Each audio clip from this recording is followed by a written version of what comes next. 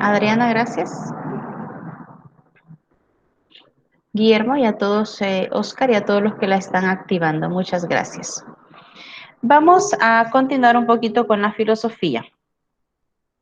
Y hoy les puse, tal vez no un documento seguido en cuanto al número de páginas uno del otro, pero sí el documento donde va a tener o tiene todo lo que vamos a tocar en esta clase. Y comenzamos con la búsqueda de los principios.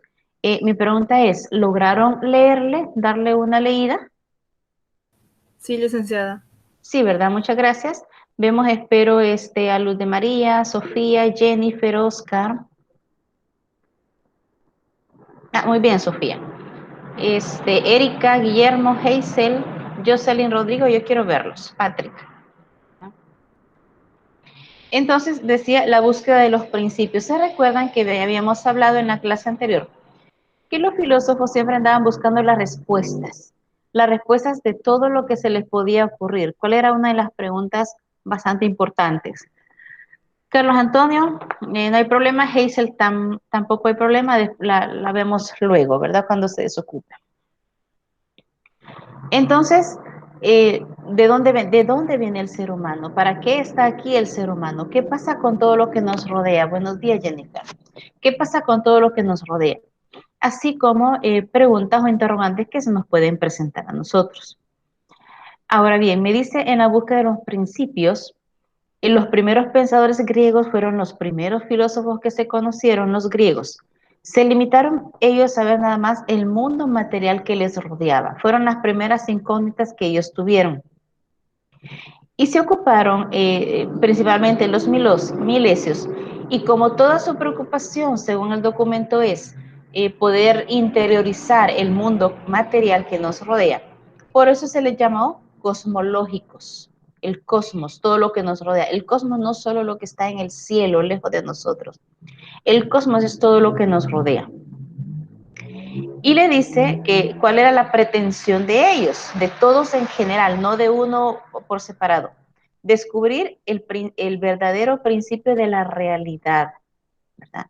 O teorizar de la misma. A veces no podían comprobar muchas cosas, solo las teorizaban. Y le menciona específicamente tres sabios o filósofos milesios que eran los más importantes. El primero de ellos se lo menciona Tales de Mileto. No me interesa tanto que se aprenda la fecha, pero sí la fecha me permite a mí ubicarme en el tiempo en el cual se dieron estos primeros filósofos. Fíjese que le dice, ¿por qué se les denominaba sabios? Algo que ya habíamos hablado.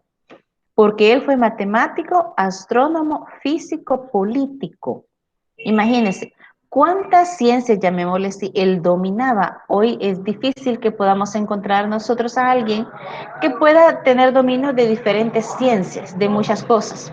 Y cuando encontramos a alguien que tiene muchas habilidades, decimos, uy, usted sí que sorprende, o le habrán dicho a usted, eres una cajita de sorpresas, porque tienes mucho conocimiento de varias cosas. Ahora tenemos especialistas en un área especial, en específico. Antes no era así. Ahora bien, ¿qué dice o en dónde buscaba Tales o dónde él centraba el principio de todas las cosas? Tales la centraba en el agua, ¿verdad?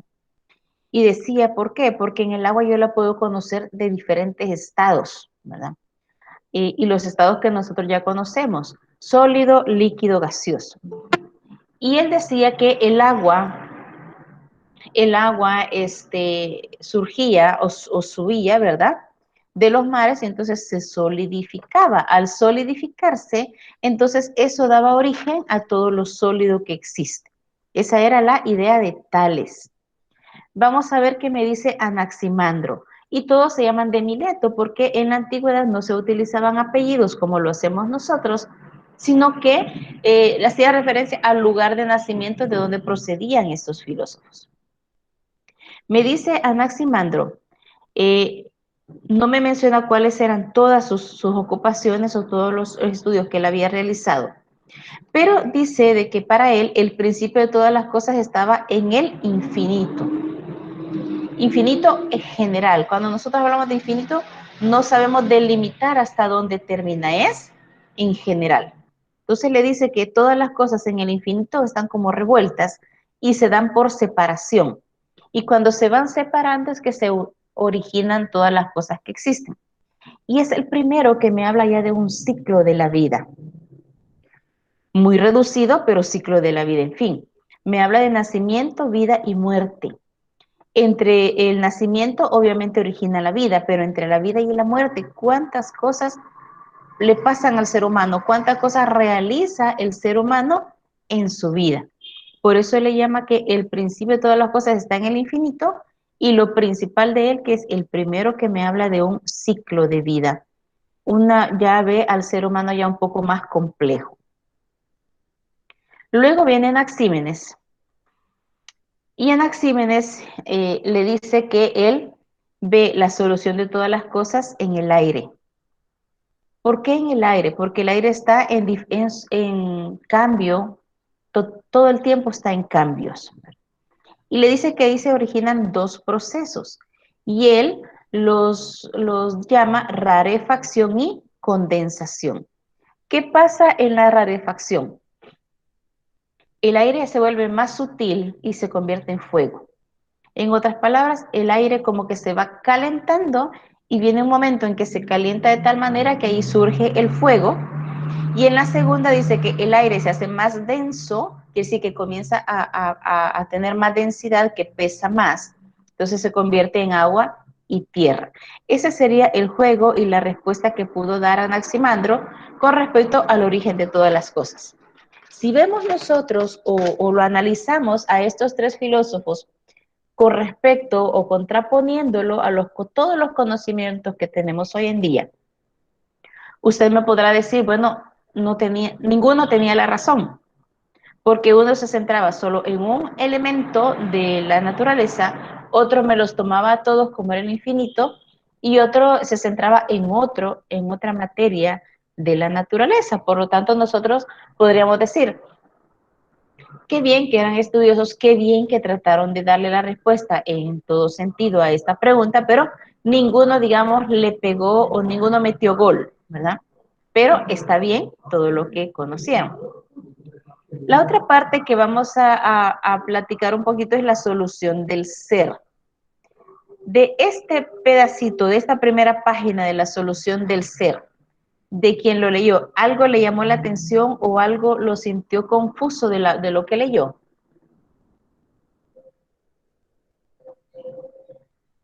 Felicito a quien imprime el documento y lo tiene ahí en la mano cuando estamos dando clase porque es excelente que no se me va a perder, ¿verdad?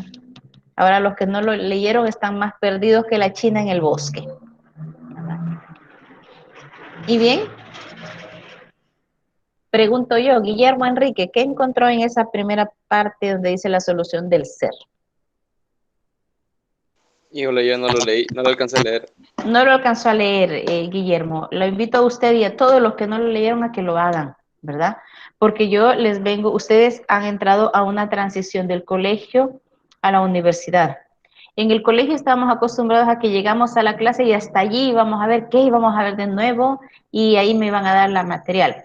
Cerraba mi cuaderno y no lo volví a abrir hasta que llegaba a la clase. En la universidad no pueden seguir así, deben de adoptar otra posición, que es leer antes, porque esa es la idea de que nosotros ponemos los materiales para cuando venimos a platicar, usted está comprendiendo a lo que yo me estoy refiriendo. Si usted está perdido y usted se maneja así, y no es un regaño, es una sugerencia, a usted le va a costar la materia. Y esta es una de las materias tan fáciles que le va a permitir a usted pasarla con muy buena nota y su cum mantenerlo elevado. Entonces aprovechemos estas materias que son fáciles. Veamos, Stanley Mauricio, ¿lo leyó? ¿Stanley?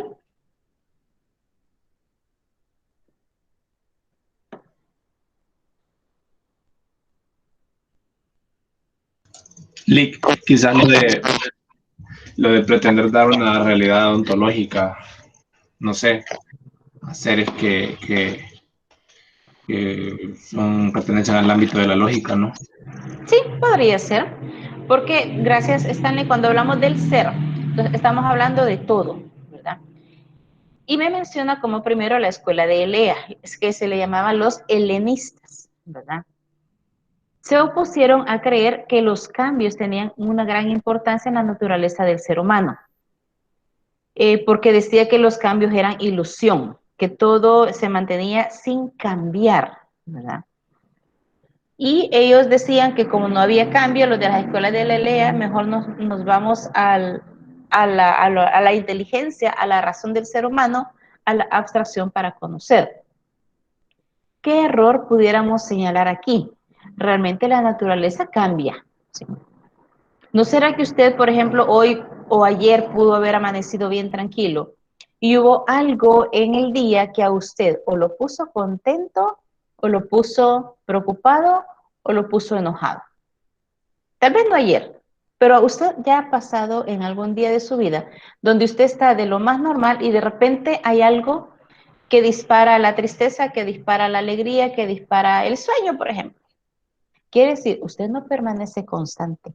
Usted está todos los días y todo momento en constante cambio, según su estado de ánimo, según lo que vive. Entonces diríamos, los filósofos que se inclinaron un poquito con el cambio no andaban perdidos, ¿sí? No andaban perdidos. Por ejemplo, hoy en este tiempo, si alguien comienza a toser y comienza a tener temperatura, ¿qué es lo primero que vamos a pensar? Esta persona está enferma. O la psicosis en la que la sociedad y la pandemia nos ha puesto a vivir, cualquier síntoma nosotros lo relacionamos con el virus de la pandemia. Y hay que observar por qué es el virus de la pandemia. ¿Qué significa? Yo estaba en la tranquilidad y hay algo que me dispara algo y se va. Por ejemplo, a mí me dio risa algo. El día de ayer yo salí a comer con a familia y estamos lejos, solo el grupito que casi siempre nos reunimos. Y de repente llega un señor a querer ofrecer sus productos. Y nosotros hacíamos más atrás y el señor más se acercaba, como que no le escuchábamos. Y me dio risa, porque él tranquilo, ¿no? Ofreciendo su producto como que no pasara nada. Y vino una prima y comenzó a toser y a hacer que estornudaba. Miren, inmediatamente el señor desapareció de donde nosotros estábamos. Entonces, ¿qué pasó? Ahí hubo un cambio en la persona, ¿verdad? En la persona que llegó con una actitud y se retiró por lo que sintió. Y cambio, por decirlo así, de esta familiar mía que estaba tranquila, pero cuando vio el Señor algo le llamó una alerta y entonces comenzó a hacer algo como para propiciar un cambio en ella. Entonces, el cambio siempre está. Fíjese que me dice en esta parte, y es lo que me decía Stanley, pretender dar una realidad ontológica a los seres que solo pertenecen al ámbito de la lógica es quizás el más grande error. ¿Por qué? Decíamos, ontología es aquello que estudia a los entes desde el principio y del fin, pero aquí me está hablando en el aspecto de la lógica. En la lógica yo no puedo meter a los animales, porque ellos son seres irracionales, ellos no tienen razón, ellos son lógicos, ilógicos, ellos actúan por instinto. Yo no puedo meter en este estudio, por ejemplo, de la razón a los seres inertes, a las mesas, las sillas, todo lo material que me rodea. Yo no lo puedo meter en el estudio de la razón porque ellos no piensan, ni siquiera tienen vida. Entonces, vamos a señalar errores que se dieron en los estudios en la antigüedad y aspectos, vamos a señalar aspectos en donde más o menos hoy diríamos se les iluminó un poquito la mente y están dando respuestas un poquito más acertadas. ¿Qué buscaban los eleatas? Los eleatas son aquellas personas metidas en la escuela de Elea, ¿verdad? Llegaron a descubrir y formular bajo el aspecto ontológico los principios, las leyes del pensamiento puro. Yo no sé si usted esta frase ya la había escuchado antes, las leyes del pensamiento puro. De allí inicia cuando se analiza un poco los filósofos, que estamos filosofando, que estamos elevados, que estamos hablando en otro nivel, en otro idioma. Estamos hablando ya de un pensamiento puro, de una razón un poquito más elevada. En esta parte también me habla de algo, de otro filósofo o pensador, que le dice ahí claramente, ¿cómo lo llamaríamos en esta época? A lo mejor lo llamamos un teólogo, porque era un teólogo que él era alguien que ya quería creer en Dios, Se recuerda que decíamos en la clase anterior, ateos no existen. El ser humano siempre necesita creer en algo. Y este Xenófanes comenzó a creer en un Dios. Pero también hubo otros dos personajes que se llamaban Homero y Hesíodo, que también tenían la necesidad de creer en un Dios. Alguien podría decir de fabricarse un Dios. ¿Qué tipo de dioses fabricaron? Ellos pensaban que Dios era igualito a ellos. No pensaban como en un Dios superior a ellos, sino que igualito a ellos. ¿Igualitos en qué sentido? En todo. En los sentimientos, en los caprichos, si lo quiere ver así, en los berrinches que pueden hacer.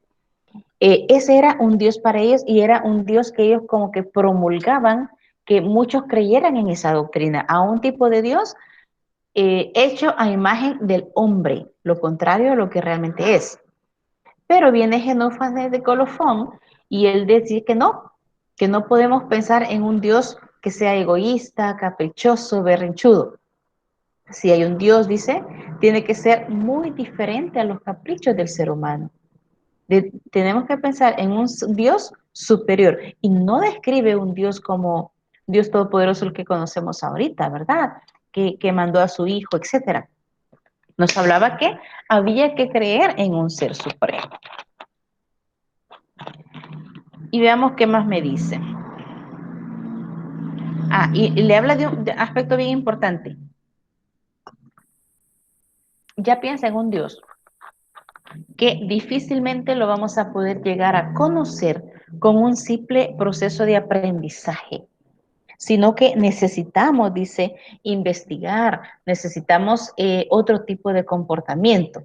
Diría yo, ya es un filósofo teólogo donde ya me dice que para acercarme a Dios a lo mejor, lo que necesito son buena actitud, buenas acciones, cosas buenas en mi vida como para poder llegar a conocer a ese Dios. ¿Hasta ahorita estamos claros en lo que estamos hablando? ¿Sí? Vale. Viene otra parte del folleto que yo les puse que el título es La solución del cambio, porque venimos hablando del cambio, ¿verdad? Los filósofos anteriores me estaban algunos introduciendo los cambios para del origen de las cosas. Fíjese, Heráclito de Efeso. Es la página 4, ¿cierto? 43. Yo les digo la página que tiene el libro, ¿verdad? La de 43, yo creo que sí se les alcanzó a salir. Pero le dice capítulo 8, la solución del cambio, ¿sí? Sí, la página 4 del documento que La 4 del documento que envié, 43 de algún libro por ahí. Entonces, fíjese, yo no sé si le llama la atención. Ya existían los apodos en la época. Los apodos no son nuevos. Cuando nosotros nos inventamos los apodos, no es algo nuevo que nosotros nos inventamos, viene de antes. ¿Cómo apodaban a Heráclito de Efeso? El oscuro. ¿Por qué? No sé, ¿verdad? A lo mejor porque él era morenito o a lo mejor porque sus pensamientos eran tan difíciles de entender que todas las personas sentían que eran pensamientos oscuros. No les sabría decir por qué. Pero le dice, en cuanto a los cambios, ¿cuál es la posición de Heráclito? Que la realidad es, pues, en los contrarios, en los cambios. La estabilidad en la inestabilidad. Esos dos cambios como que van unidos. Y es muy lógico. Nosotros de repente, y lo que les explicaba, podemos estar muy tranquilos, pero de repente estamos diferentes. En el mar, ¿no será que a veces, y en las noticias casi siempre nos dice, hoy el mar va a estar picado, por favor a los pescadores, cuidado con adentrarse al mar? O nos dicen, por ejemplo, hoy el mar va a estar tranquilo, puede irse a bañar lo mejor posible, ¿verdad? O cuando nosotros, yo no sé ustedes si se fijaron, cuando en la antigua ministra creo que era de Medio Ambiente, cuando fue uno de los temblores bien fuertes, el consejo que le dio a la población es, distráigase, váyase a pasear a la montaña. Yo creo que todo el mundo reaccionó y dice, ¿cómo me voy a ir a meter a una montaña si estamos acaban de pasar un temblor algo fuerte? Entonces es ilógico, ¿verdad? Pero veamos, la estabilidad en la inestabilidad, la permanencia del cambio, ¿sí? Hay días que amanecen calientes, hay días que son bastante fríos y todo lo que nos pongamos a pensar, todo está fundamentado en el cambio. Luego viene el siguiente subtema, el cambio y el universo. Le dice, todo está reglamentado por las leyes. Hay un logos universal garantizando la justicia social. Logos es un conocimiento, las leyes universales. Aquí esto se refiere un poquito, por ejemplo, yo les podría decir, y es de filosofía, ¿no? Aunque no está en el documento. Los seres inertes, los seres que no tienen vida, están regidos por las leyes físicas, ¿sí? Por ejemplo, si yo esta botella, ¿verdad? La suelto, ¿hacia dónde cree usted que se caiga? ¿Hacia abajo o hacia arriba? ¿Hacia dónde se va a caer esta botella? Hacia abajo. Hacia abajo. Hacia abajo. Hacia abajo. Y yo les dijera, bueno, ¿por qué? Usted me puede dar diferentes respuestas. Alguien me va a decir, por ejemplo, pesa mucho y por eso se me cae, ¿verdad? Yo les podré decir, tengo la ley física, la atracción de la gravedad, y entonces esa es la que me permite. Me les voy a separar unos minutitos, disculpen.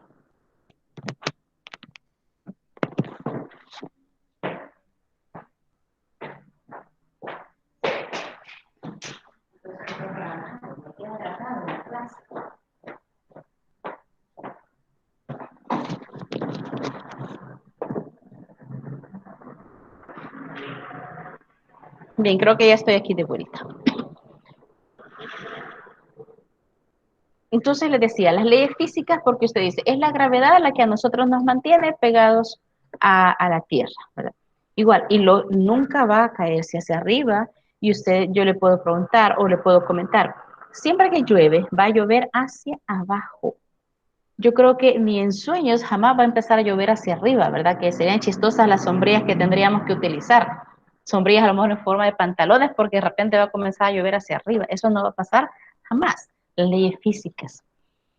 En el caso de un perro, por ejemplo, ¿verdad?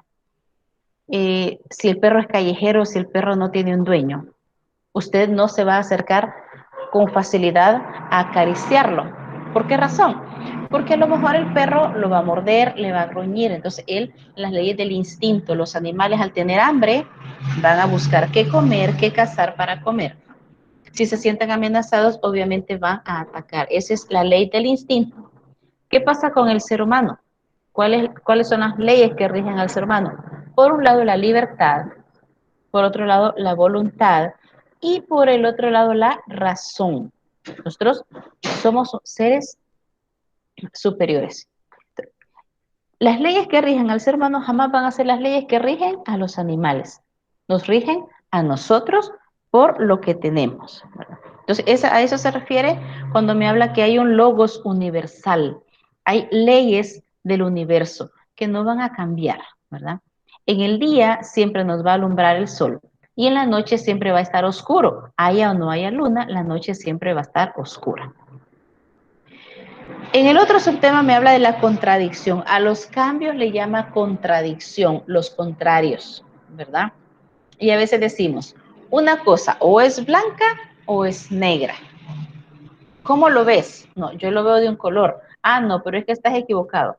No puedes ver los colores bien. Dígame, Damaris. También el instinto de la noche, pues ya todos estamos, aunque digamos, ¿cómo le explico? Todos estamos acostumbrados que cuando ya no está el sol, ya sabemos que es hora de dormir. Así es. Si fuera al revés y digamos un día ya el sol no se vaya, ¿cree que nos podamos dormir? Sería muy difícil, Damaris. Sería muy difícil, Damaris. Sí. Hace muchos años, cuando yo sí tuve la oportunidad de salir por primera vez del país, fui a visitar a una familiar a Estados Unidos, y creo que fue ahí por el mes de junio, donde el verano, los días allá son más largos. Me recuerdo que yo no sentí ese día, andábamos en la calle y yo emocionada conociendo muchas cosas. Pero cuando llegamos a la casa, yo me recuerdo que al rato mi tía me llama y me dice, hija, vamos a cenar. Y yo le decía, tía, cenar, pero es que el sol está bien fuerte. El sol estaba como pues fueran las 4 de la tarde. Y cuando fuimos a ver el reloj, yo lo fui a ver, eran las 8 de la noche. Entonces, entra uno, Damares, en esa situación, ¿verdad? Cuando uno está acostumbrado a que aquí 4 de la tarde el sol ya va opacándose y se pone un poquito oscuro, 8 de la noche está totalmente oscuro, usted dice, eh, tengo que cenar, me tengo que ir a acostar porque está oscuro. Cuando eso cambia, entonces hay un shock. Piense, por ejemplo, ahorita. Ahorita son las 9 de la mañana, casi las 9. ¿Qué horas son en España? Yo tengo familia en España. Son las 5 de la tarde. Cuando usted está pensando en el almuerzo, ellos están pensando en la cena. Y uno dice, qué cosa más rara. Me costara acostumbrarme a eso. ¿No es así? Sí, Así es. Entonces, eso es los contrarios.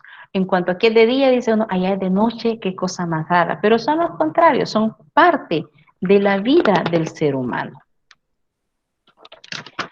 Y vamos al otro subtema que es Platón.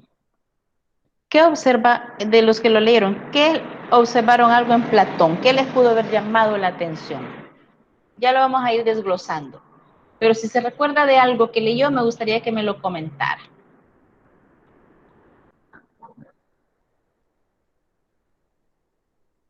Aquí no les sale, no les salva que apague la cámara o se quede calladito. Aquí tengo los nombres de todos. Pues a mí me llamaba la atención donde mencionaba que la filosofía no solo ayudaba al desarrollo de la persona, sino que también a cómo gobernar las ciudades. El estudio, ese conocimiento adquirido por la filosofía ayudaba a la organización, se podría decir así, el gobierno de las ciudades.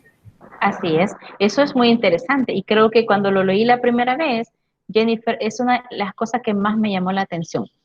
Porque cuando antes de, pues yo llevé filosofía cuando yo estudié mi carrera, pero orientada en otra situación. Cuando yo no me había metido en el estudio de lo que era la filosofía, para mí el filósofo era un loco que no analizaba las cosas. Y cuando se estudia a un filósofo y lee esto, que la filosofía puede servir para un buen gobierno, yo entré un poquito como en una contradicción. ¿Cómo es eso? ¿Verdad? Es bonito conocer. ¿A alguien le llamó otra cosa?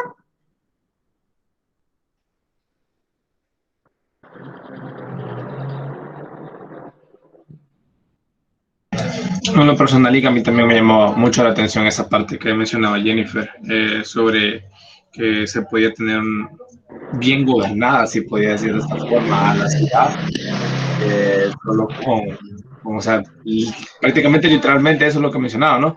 Que pues podía garantizar el buen gobierno de las ciudades, como dice, o sea, solo con tener... Así es, así es.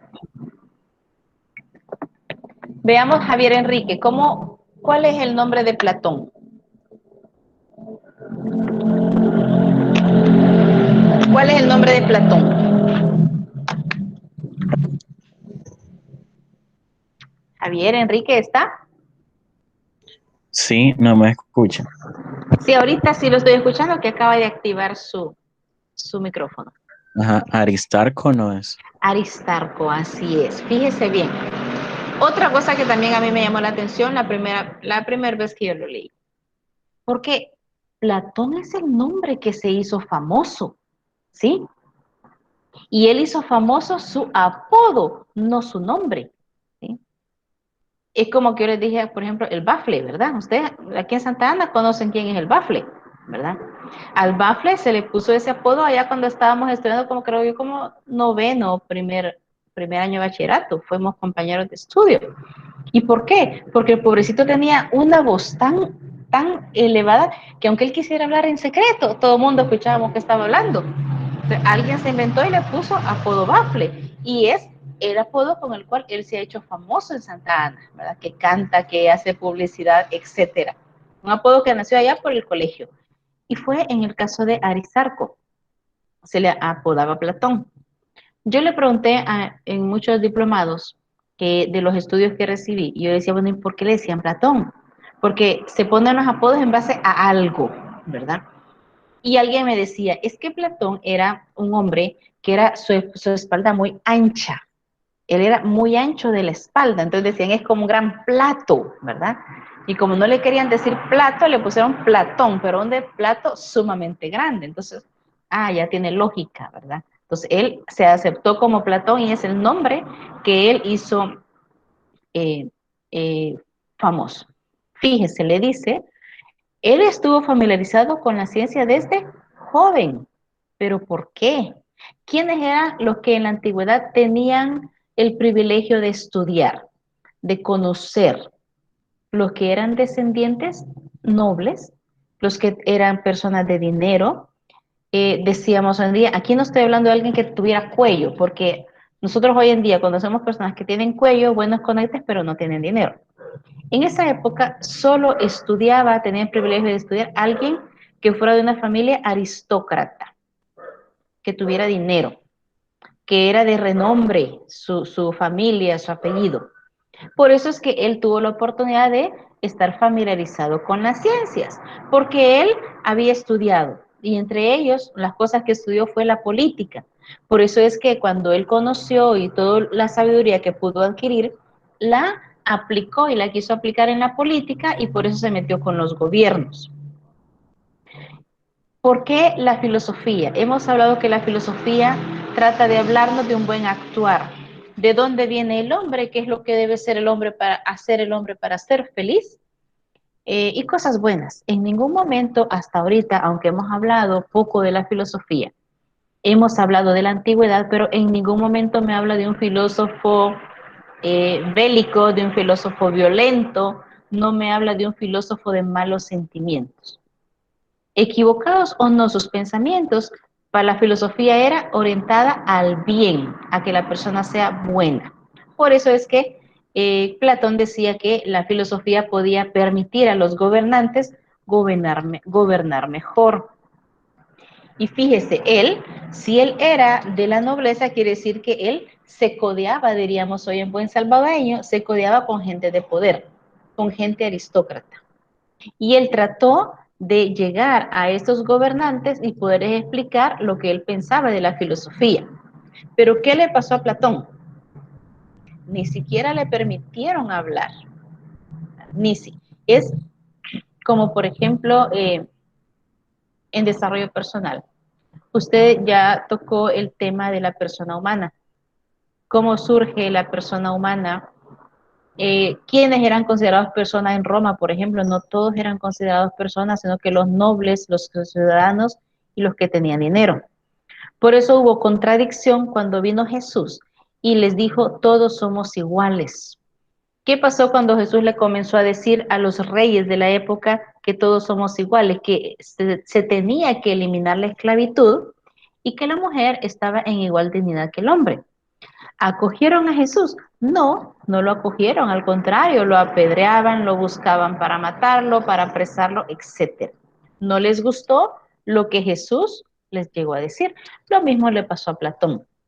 Él quiso llegar a donde estaban los gobernantes porque decía, si yo llego a la cabeza, entonces el mundo puede cambiar, pero sin embargo, no, ninguno de sus esfuerzos fructificó, ¿verdad?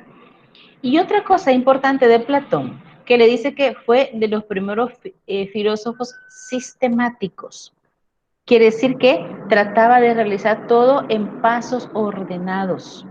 Él era ordenadísimo en sus estudios, ¿verdad? A lo mejor los filósofos antes eran desordenados en cuanto estaban estudiando las estrellas, estaban estudiando la tierra, estaban estudiando los animales, etc. No llevaban un orden. Platón fue el único que iba sistema, paso a paso. Centraba su estudio en un aspecto en particular, cualquiera que usted se le puede ocurrir ahorita, pero él iba paso a paso orientándose sin quitar su concentración de lo que él estaba estudiando. Luego viene el mundo de las ideas y siempre es Platón el que comienza a hablar un poquito de eso. Y él habla de el mundo de las ideas, de un criterio absoluto de verdad y de virtud. Algunas personas no creyeron en el mundo de las ideas. Decía de que eso era falsa ilusión. Pero si hoy nos ponemos a pensar, ustedes y yo, ¿cuántas veces no hemos inventado un mundo en nuestro pensamiento? Como por ejemplo, yo quisiera que esto fuera así. Y comenzamos a imaginarnos que todo es color de rosa como nosotros quisiéramos que fuera. ¿Qué es eso? Es un mundo de las ideas. Me va a decir usted que no existe. Bueno, tal vez como una realidad concreta no existe, pero en su cabeza sí existe. Entonces, en alguna medida hubo personas que rechazaron el mundo de las ideas porque no lo podían tocar, no era tangible. Obviamente no es tangible y no va a ser tangible nunca. Que sí es cierto que algunos pensamientos pudieran llegar a hacerse realidad, sí es cierto. Pero unos pueden existir u otros solo pueden existir inventos o cuentos en nuestra mente. Entonces, a eso, todo eso se le llamó el mundo de las ideas. Creo que la página 61 del documento, no sé si es la 4 o la 5 del documento al que se refería Luz de María, creo.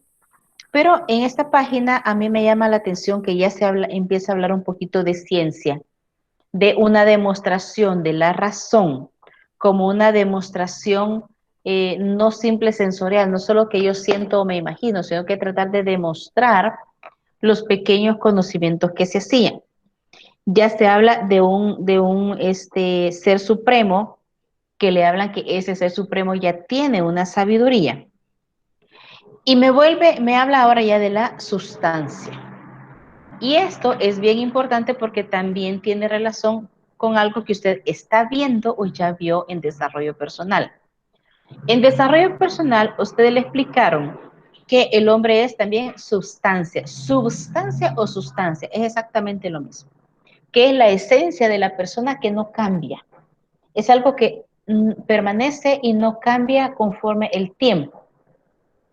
Por ejemplo, yo no sé si hasta ahorita usted ya tuvo la experiencia de un amigo, una persona amiga suya, que ha pasado mucho tiempo sin ver, años por ejemplo, pero han sido muy amigos y se han conocido mucho.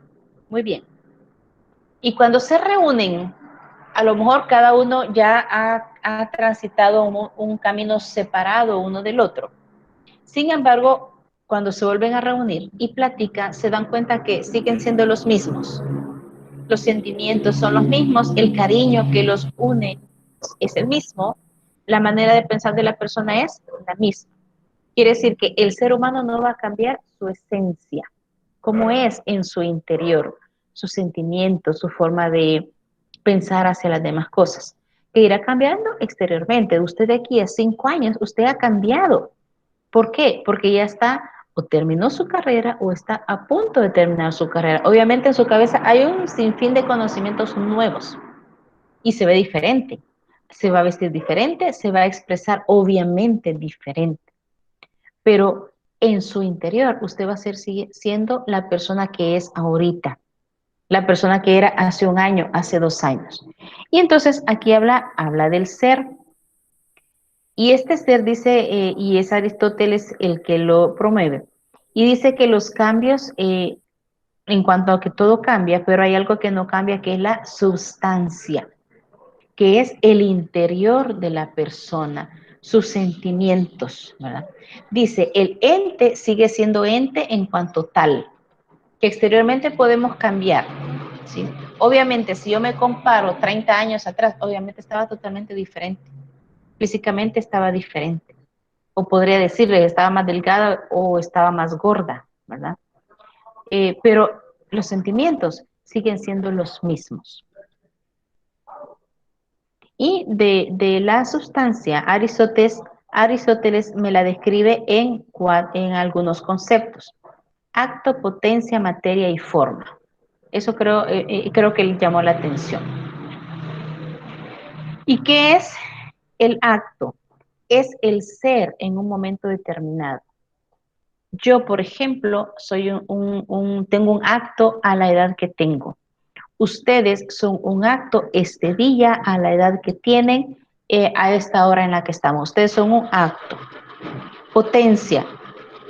Yo puedo llegar a hacer muchas cosas, ¿sí? Usted tiene la posibilidad de ser médico, enfermero, mercadólogo, ingeniero, arquitecto. Todas las posibilidades las tiene. Pero usted eligió ya estudiar y ser otra cosa, diferente a lo mejor de todas las profesiones que yo le mencioné. Significa que potencia es, bueno, cuando viene el Día del Padre, el Día de la Madre, no a veces a ustedes, no sé si han recibido felicitaciones, porque le dice, felicidades a todas las madres en potencia. Es decir, que algún día podrían llegar a ser madres. Felicidades a los padres en potencia. Algún día pueden llegar a ser padres de familia. ¿Y qué es entonces la materia de lo que estamos hechos? Si yo les pregunto de qué está hecho el ser humano, la respuesta común que me dicen, de carne y hueso. Ahora, si yo esta pregunta se la hago a un médico, el médico me va a empezar a explicar desde las articulaciones, la vena y arteria no es lo mismo, etc. Pero es de lo que están hechos los seres. Y la forma es cómo son los seres.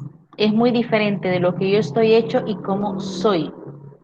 Yo no sé cómo podrá describirse usted, pero algunas personas pueden describirse y decir que yo soy un poco seria o serio, soy un poco desconfiado, no me gusta hablar mucho. Aquí creo que me han mencionado, hay personas que son tímidas, hay personas que son extrovertidas, que a lo mejor en un primer día de clase no importa si ellos son nuevos, ellos son los que comienzan a hablar a los demás. Hola, ¿qué tal? ¿De dónde sos? Mira, yo vengo de aquí o de allá. Pero hay personas que son tímidas, que se quedan ahí en el lugar esperando que les hablen. ¿Qué es eso? Es la forma, ¿cómo soy yo? ¿Soy callado? ¿Soy sonriente? ¿O soy muy enojado? Etcétera. La forma. Todo eso me lo describe Aristóteles. El siguiente documento, no, me habla de la ética. Ya comienza a hablarse de la ética en ese tiempo, hace mucho tiempo. Fíjese. Ya se toca de un ser supremo, ya se habla del soberano bien. Filosofía es aquel comportamiento, le decía el filósofo, no lo pensamos en una persona mala, sino que buena. Y me habla de felicidad, ¿sí? La felicidad es lo que nosotros andamos buscando todos los días. Hoy, aunque ahorita sean apenas las 9:16 de la mañana, yo sé que en su pensamiento es pasar muy bien este día, ser feliz este día, pasarla al suave, como dicen los jóvenes. Ninguno va a decir, yo este día quiero ser la persona más miserable de mi casa, el que más llore, el que más sufre, el que todo le salga mal. No, es que nosotros, el ser humano no está llamado para la infelicidad, está llamado para la felicidad. Y alguien podría decir, es que yo ahorita estaría feliz si estuviera en mi cama. Eso le da la felicidad. El ser humano siempre busca la felicidad. Y le dice que es la felicidad puede ser el cumplimiento de la propia misión del hombre adecuada a su naturaleza, a su vida, a su contexto. Me habla de una felicidad integrada. ¿Cómo me describe una felicidad integrada? Sabiduría. Obviamente al ser humano le hace feliz cuanto más conocimiento tiene, ¿sí? Usted puede pensar en una persona que no pueda leer y escribir, y usted dice, ay, qué feo se ha de sentir no saber leer y escribir. Entonces, el conocimiento, buscar la sabiduría, eso también nos da felicidad.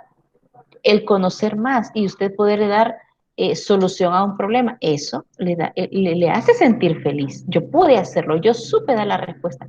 Yo salí bien en el examen, por ejemplo, porque se esmeró estudiando. Obviamente, si yo me esmeré, es claro que se espera una recompensa de eso. La virtud, todos queremos ser virtuosos, ¿verdad? Alguien que, por ejemplo, tiene un mal temperamento, dice, no, yo tengo que dominar mi temperamento, entonces desarrolla un carácter, porque ya no es a lo loco dejarse llevar por los pensamientos o los sentimientos. Y viene el placer, ¿verdad? Es que todos queremos darnos gusto. Alguien dice, yo sería feliz ahorita si me estuviera comiendo un sorbete, por ejemplo. Alguien puede pensar, yo estuviera feliz si estuviera a la orilla del mar, en una hamaca, etc. Y comenzamos a proyectarnos qué nos haría feliz en este momento, que indica que el ser humano busca siempre lo placentero para él. Y yo, obvio, ojo, ¿verdad? El término, la palabra placer, no la estoy orientando en el aspecto sexual. Lo que placer nos pueden dar muchas cosas. Una siesta, una comida en especial, un paseo en especial, ver a una persona en especial, que sentimos aquella alegría, aquel placer. Todo eso es necesario para que nosotros seamos felices. Aquí se empieza a hablar un poquito sobre la moral. La moral acerca al hombre a la felicidad. La inmoralidad lo aleja de la felicidad. Quiere decir que ya comenzamos a hablar un poquito que del ser humano se esperan solo cosas buenas, no se esperan cosas malas, ¿verdad? A veces nos ven el rostro y alguien me ha dicho a mí que mi rostro refleja un mal temperamento, alguien enojado. Y digo, puede ser. Soy de la opinión que todos somos enojados. ¿Cuál es la diferencia entre uno y otro? ¿Cómo reaccionamos ante ese enojo? ¿Cómo manejamos el enojo? ¿Verdad? Y me comienza a hablar un poquito de los buenos hábitos, las buenas acciones son las que nos hacen feliz y que la vida intelectiva es propia del alma racional, la virtud intelectiva, ¿sí? Usted no va a encontrar, por ejemplo, un perrito que tenga virtudes, que sea justo, que sea ordenado. No, si el perrito deja todo tirado, ¿verdad? Y es incapaz de ordenar, no les podemos pedir a ellos eso. Al ser humano sí, que la inteligencia es la que le va a permitir hacer cosas buenas. Hasta ahorita vamos claros. No he dejado a nadie perdido. No. Vale. Vamos ahora a las escuelas aristotélicas. Y aquí me disculpo, escaneé al revés el documento. Les puse la primera, de primero la página por último. Y la primera es el helenismo, ¿verdad? ¿Qué es el helenismo? La escuela, o son las escuelas helénicas, ¿verdad? Donde surgieron varias escuelas y varios filósofos que, según su fundador, así fue la inclinación de la búsqueda de la felicidad. Todas estas escuelas lo que buscaban era la felicidad. ¿Qué me puede hacer feliz el hombre o dónde va a encontrar la felicidad? Comienza con los cínicos. El término cínico nosotros lo utilizamos bastante. Lo utilizamos para una persona falsa. Pero si lo vemos desde el punto de vista filosófico, cínico, son aquellos que buscaban la felicidad mediante la supresión de las necesidades, la independencia y la tranquilidad. Quiere decir que si yo tengo algo y yo me dejo llevar por la necesidad que estoy sintiendo, yo no soy feliz. ¿Alguna vez usted, por ejemplo, ha andado tan terrible ganas, por ejemplo, de ir al baño, de ir a orinar? Y usted siente que ya no puede dar un paso, usted siente que ya no es feliz si no encuentra un baño. Entonces, ¿qué me dirían los cínicos? Qué infeliz eres porque te deja llevar por tu necesidad. Pero fíjese, ante una necesidad biológica no podemos hacer nada, las primeras necesidades, ¿verdad? Y por eso es como se les conocía a los primeros cínicos, mendigos con pretensiones filosóficas. Hay cosas en el ser humano que son de prioridad. Por ejemplo, el comer es una prioridad. El dormir es una prioridad. A veces nosotros ya hemos estado en sueño, que tenemos sueño, y comenzamos a luchar por no dormirnos. Al final el sueño nos gana, nos vence. Entonces, es una necesidad. Entonces, yo no puedo ser feliz si suprimo las necesidades básicas.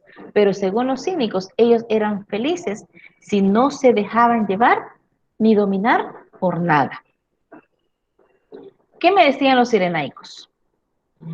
Y le dice aquí, ¿quién la fundó? Aristipo de Cirene, por eso se llamaban cirenaicos.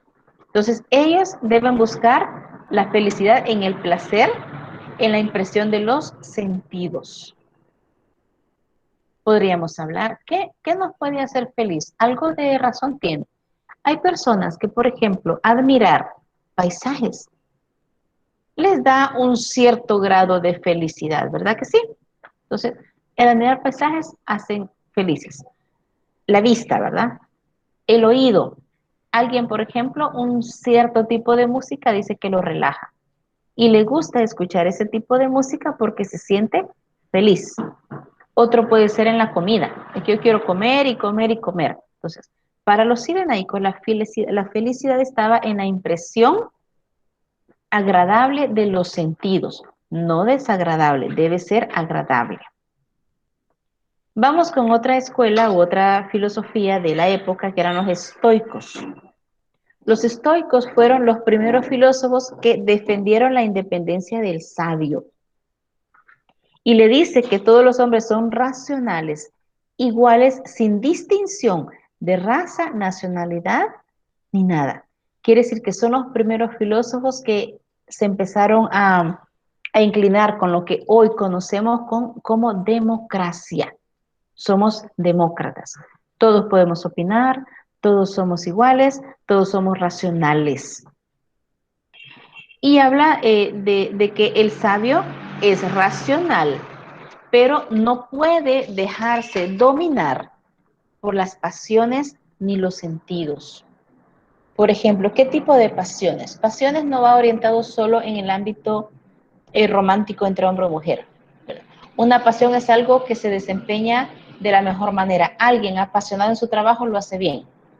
Pero si yo, por ejemplo, me dejo llevar por mi pasión y mi pasión en ese momento lo que yo siento es la ira, yo voy a realizar cosas negativas, ¿verdad? Yo desarrollo o hago cosas negativas.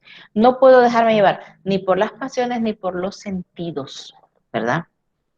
La impresión de los sentidos, hay música que me va a relajar, pero no voy a pasar todo el tiempo oyendo música porque el ser humano tiene que realizar muchas más cosas. Otra escuela, es los epicúreos. ¿A dónde encontraban ellos la felicidad? En la turbación del dolor, en la simple eliminación o evasión de la turbación y el dolor. ¿Cómo eran felices? Tratando de eliminar de su vida todo aquello que los ponga nerviosos, todo aquello que los ponga de mal humor, todo aquello que les duela. Ya sea que hablemos de un dolor físico en el cuerpo o que hablemos de un dolor emocional, moral o mental. A veces sufrimos porque nos imaginamos un fracaso, nos estamos imaginando un dolor que ni siquiera ha llegado y ni siquiera sabemos si va a llegar. Entonces, ese sería un dolor moral. Pero un dolor físico es que me duele un dedo, que me duele una pierna, que me duele la cabeza. Si nosotros, decían los epicúreos, logramos evadir esas dos situaciones, nosotros vamos a ser felices. Algo de razón tiene, pero no es una razón absoluta. Y vienen los escépticos. Los escépticos se caracterizaban porque ellos no creían en el conocimiento. Aquella persona que le pueda decir a usted, ¿y para qué vas a estudiar si ni te va a servir la carrera? No vas a hallar trabajo, no va a servir la carrera, mira que por gusto te vas a quemar las pestañas. Esa sería una persona escéptica, que no cree en la posibilidad del conocimiento. Le dice que el Es cierto, conocimiento... hay mucha gente así hoy en día. Hay mucha gente así, ¿sí? Y hay mucha gente que no se quiere esforzar. Yo ya he escuchado de alumnos que dicen, no, es que me voy a tomar un año sabático. Un año sabático. Tuve 2 alumnas, hermanas, una mayor y una menor. La mayor, de hecho, se tomó un año sabático, que no estudió, ella no quería saber nada de conocimiento. Hasta después buscó y se comenzó a estudiar. La hermana menor, cuando ya estaba por salir del colegio, yo le dije que iba a estudiar. No, me dijo, si mi hermana se tomó un año sabático, yo también. Y se tomó el año sabático. Entonces yo digo, ¿qué padres fueron estos que permitieron perder un año de su vida, de prepararse para el estudio, para conocer? Entonces hay personas que no creen en los conocimientos. Y la última escuela es los eclécticos, los eclecticismos. Fíjese, su felicidad está en la turbación de las pasiones. No nos podemos dejar llevar por las pasiones, ni por la ira, ni por la inmensa alegría, ni por algo que me apasione, sino que tenemos que estar tranquilos, como que estos regresan a los filósofos, estar tranquilos, pasivos, no ser dominados por lo que podamos sentir. Pero por otra cosa que son importantes es que para ellos era importante el común acuerdo del vulgo. Quiere decir, lo que la mayoría diga, eso es correcto. Cuando hablamos o nos han preguntado, por ejemplo, levante la mano, ¿quién está de acuerdo en tal respuesta? Muchos levantan la mano, pero hay otros que vuelven a ver si la mayoría levantó la mano, la levanta, y si no, mejor la baja. Entonces, eso quita responsabilidad. Entonces, ellos no querían muchas responsabilidades. Lo que la mayoría diga, eso está bien. Lo que ha pasado hoy en muchos países. La mayoría estuvo de acuerdo en el aborto, ¡pum!, aprobaron el aborto. La mayoría estuvo de acuerdo en la eutanasia, la aprobaron. La mayoría estuvo de acuerdo en el matrimonio entre personas del mismo sexo, ¡pum!, eso está bueno. Serían eclécticos, porque no fueron capaces de tomar decisiones propias de su racionalidad, sino que lo que la mayoría diga, ¿sí? No sé si hasta ahorita estamos claros en lo que hemos discutido, si no he ido muy rápido y los he dejado perdidos. Es el momento de preguntas o comentarios.